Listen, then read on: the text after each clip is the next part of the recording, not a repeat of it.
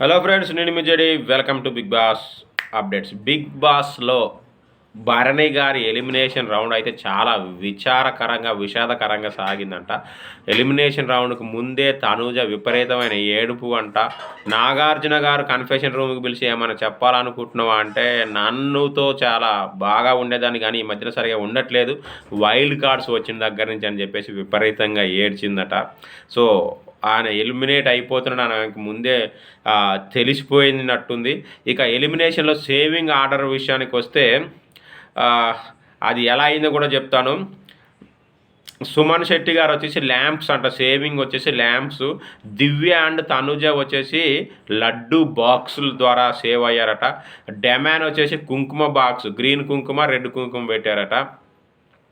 ఇక elimination round వచ్చేసి భరణి గారికి అండ్ రాముకి పడిందంట. భరణికి అండ్ రాముకి పడింది. రాము safe, Bharani garu out. So మళ్ళీ ఒకసారి సేవింగ్ ఆర్డర్ చెప్తాను. సుమన్ శెట్టి, దివ్య, తనూజ, డెమాన్, పవన్, తర్వాత last Bharani and Ramu. So ఇది మరి చాలామంది అయితే అంటే టోటల్ హౌస్ మొత్తం ఒక